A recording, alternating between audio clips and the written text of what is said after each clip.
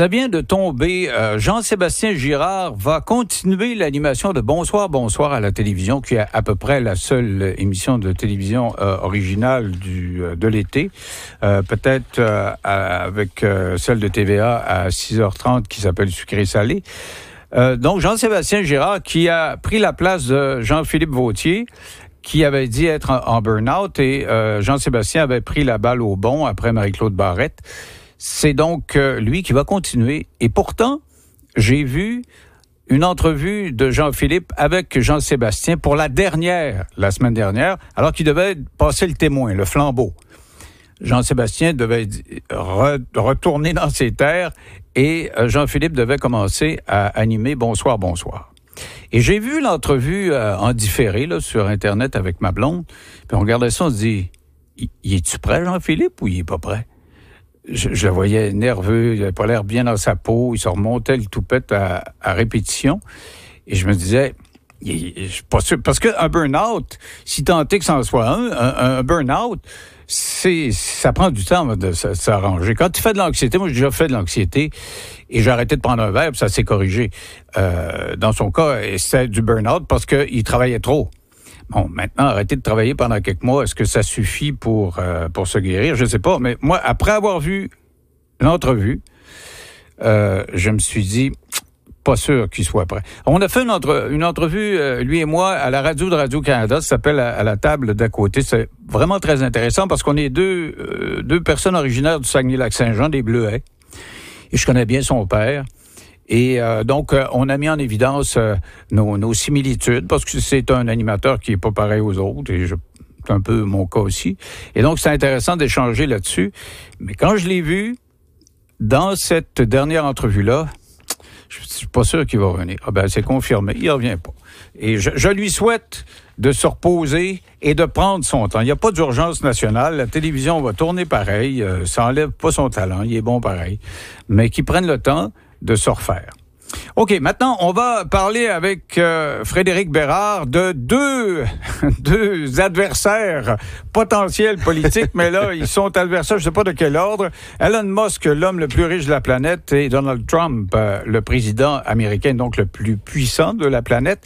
Alors, Frédéric, tu veux nous parler de la possibilité de créer un troisième parti qui a été évoqué, plus qu'évoqué. Il a dit, oui. Je vais le faire, par Elon Musk, donc, et Donald Trump réplique, c'est ridicule, tu gagneras rien. Alors, comment tu vois ça?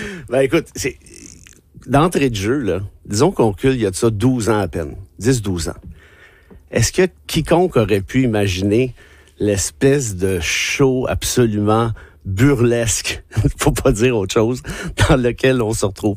On dirait deux enfants de 6 ans dans une cour d'école qui joue à qui pisse le plus loin. Excuse-moi l'expression. D'après toi, qui pisse le plus loin? Moi, je pense que Musk va pisser pas mal plus loin au final. Parce il est pas mal plus riche, puis il est pas mal plus crinqué aussi. Écoute, moi, je suis pas un fan de Musk là, depuis un certain temps, on s'entend bien.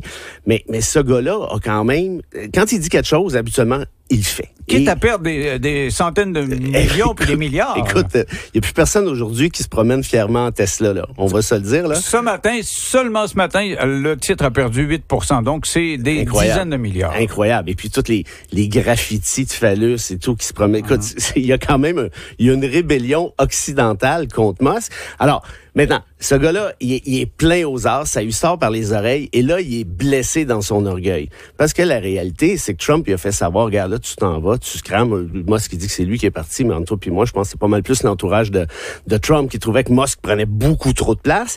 Et là, Trump est même allé jusqu'à dire, écoute bien ça, il dit, ouais, j'ai réfléchi à l'idée de l'expulser du pays, mais c'est quoi cette affaire-là? On est de retour au Moyen-Âge. Ben oui, c'est là, le roi décide qui c'est qui peut être sur le territoire, qui peut pas l'être. Les lois, quelles lois, quelles règles, m'en fiche. Écoute, il y a pas longtemps, là, c'était main dans la main, il faisait une espèce de gros show, si tu t'en souviens. Mais le pire, c'est que tout le monde le disait, ça va exploser. Non, mais ça, c'est sûr. On aurait dit que les deux, ils étaient les deux seuls à se croire. Là, mais ça, c'est clair, Laurel et Hardy. Mais écoute, rappelle-toi le show qu'ils ont fait sur le parterre de la Maison-Blanche avec les Tesla. Écoute, il avait l'air d'un concessionnaire de char. C'est impressionnant, le beau tableau de bord, mais des deux vendeurs de cochonneries qui finissent par se croire un et l'autre. Spectaculaire. Et quoi? 2 mois plus tard, pataclac, le séisme, on le voyait tous venir, on s'entend bien, mais avec cette violence-là, ça, c'est quand même quelque chose. Alors là, maintenant, si Musk est encore blessé dans son orgueil, comme je pense qu'il est, il a le fric pour faire ce qu'il veut, là. Pour faire absolument ce qu'il veut. On riait de lui en disant, il a mis vraiment beaucoup d'argent dans Twitter, qui est devenu X, mais regarde l'espèce de, comment je te dirais, de catapulte que ça a été pour mettre Trump au pouvoir. Regarde la valeur de ses actifs. Bon, Tesla, évidemment, ça a été une catastrophe, mais pour le reste, il est allé se négocier des contrats, des subventions, Starlink, machin truc.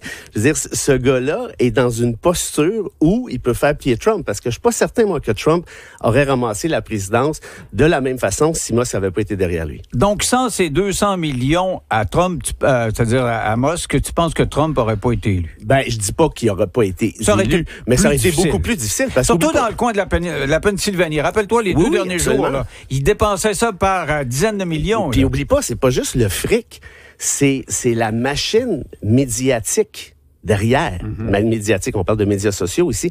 C'est drôle parce que Einstein disait dans les années 30, viendra un temps où les plus riches de la planète contrôleront l'ensemble des médias, ce qui fera en sorte qu'il n'y aura plus de démocratie.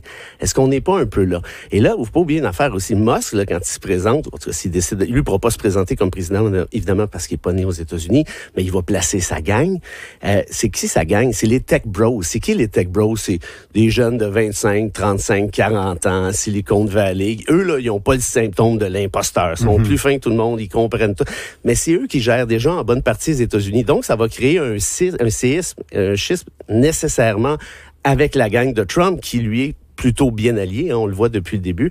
Alors franchement, ça reste à voir, mais je pense que ça va brasser solide. Notre analyste de la chose américaine nous disait tantôt, Guillaume Lavoie, je suis pas sûr. Il y a eu des gens qui ont eu de l'argent, qui ont essayé de créer une troisième voie, puis ils n'ont pas été capables. Moi, mon contre-argument, c'est que il a décidé d'y aller petit morceau par petit morceau. Ouais. Parce qu'ils n'ont tellement pas de majorité, ni au Sénat, ni au Congrès, qu'ils en perdent quelques-uns dans un cas ou dans l'autre. Puis Trump, qui n'a plus la majorité dans cette institution-là. Et quand il passe des lois, si le Congrès dit non, c'est non. Ben, je suis d'accord avec ton contre-argument de un, puis j'ajouterais ceci pour ajouter à ce que disait Guillaume. Je pense que c'est important. Oui, il y en a déjà eu des gens avec bien du fric qui ont essayé le coup, puis ça n'a pas marché, parce que les États-Unis sont un peu sclérosés dans deux parties.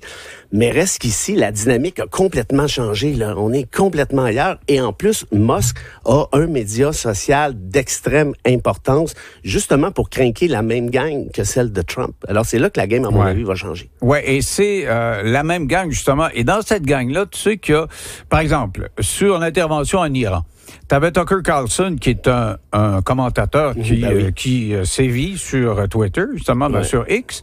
Et lui, il disait, ça n'a pas de bon sens d'attaquer l'Iran. Et tu avais les républicains plus conservateurs, comme Cruz et compagnie, qui disaient, non, il faut y aller. Et donc, il y avait tu parles de schisme éventuel, il y avait cette division-là. Et c'est sûr que si tu arrives pendant une campagne électorale, puis que tu opposes ceux qui sont plutôt pour une réduction drastique des dépenses, qui n'est pas le cas de son Big Beautiful Bill. C'est pas mal le contraire, en fait. Ils dépensent comme ils n'ont jamais dépensé. Ça peut pas être plus Donc ça, c'est le républicain classique qui est contre l'État. Il faut que l'État soit mince et petit. Et l'autre côté, le pro-Trump qui dit non, on peut faire des déficits parce que M. Trump, il sait comment ça marche. Donc, il risque de perdre des votes, là, lui-là. Mais ça, c'est clair. Maintenant, la question qui reste à voir, c'est qu'est-ce que le démocrate moyen, entre guillemets, fera? Parce qu'il y en a plusieurs là-dedans qui étaient bien chum avec qui ont un certain respect, qui sont chum avec les tech bros. Mettons les Zuckerberg et compagnie. Mettons que Musk décide de renouer avec, comment je te dirais, un discours peut-être un peu moins cinglé, un peu moins trumpiste. Est-ce qu'il pourrait y avoir des démocrates, je le répète, disons, pas nécessairement des démocrates qui sont crinqués eux-mêmes de leur barre, mais qui sont peut-être un petit peu plus ouverts. Dire, Musk, ça, il nous parle de liberté, peut-être que, puis il a réussi, puis peut-être que des gars comme Zuckerberg, Bezos et compagnie, iraient du côté de Musk jusqu'à un certain point. C'est très possible. En fait, il rebrasse les cartes. C'est sûr qu'il rebrasse les cartes. Et tu l'as souligné, c'est le boss de X. Donc, c'est le boss le média international le plus gros, le plus structuré, si tu veux, et l'homme le plus riche de la planète. Ben voilà. et avec des lois américaines.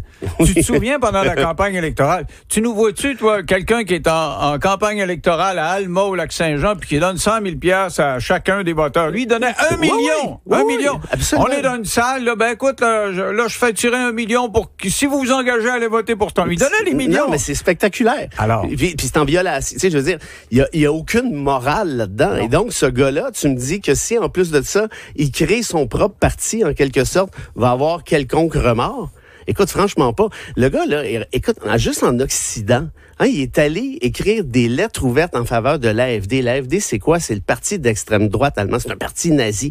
Il est allé faire des discours là-bas. Il a fait des saluts nazis, puis il y en a une couple qui essayait de l'accuser. Ils disent, oh non, c'est pas un salut nazi, c'est de l'amour. En tout cas, il faut être mêlé, c'est un moyen temps, si tu veux mon avis. Mais tout ça pour dire que Musk essaie de faire rayonner son message, si on peut appeler ça comme ça, ou son influence, si c'était mieux, partout, bien au-delà des États-Unis. Donc, s'il décide d'y aller, fais-moi confiance, ça va être all-in, puis il ira pas à moitié. Et est-ce que tu penses que il y a des gens qui vont changer de camp, là, des élus, là? Je te parle d'élus. Un représentant au Congrès ou un sénateur, tu sais, ils ont tous peur de Trump, qui dit, aux prochaines primaires, vous allez perdre, là. Est-ce qu'il y en a qui vont oser dire, je vais aller dans la gang à Musk au lieu d'être avec moi, je pense que oui. Je pense que c'est possible. Maintenant, ça dit, Musk a dit que son parti serait pas prêt avant l'an prochain.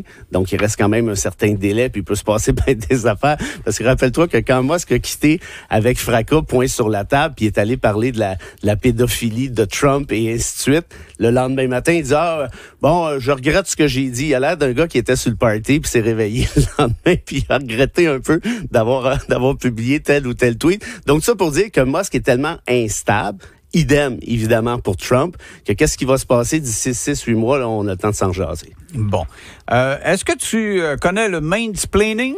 Le mansplaining, oui, ouais. On appelle ça le pénis pliqué aussi en français. Ouais, le pénis pliqué, ça a l'air que ça existe vraiment. Geneviève Peterson a fait des tests.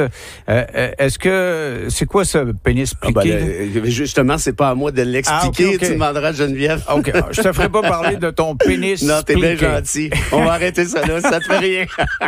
On arrête ça là. Avec plaisir. Merci, M. Bérard. Salut. On retourne Geneviève Peterson qui nous parle de pénis pliqué. Que c'est que ça? Dans 3 minutes.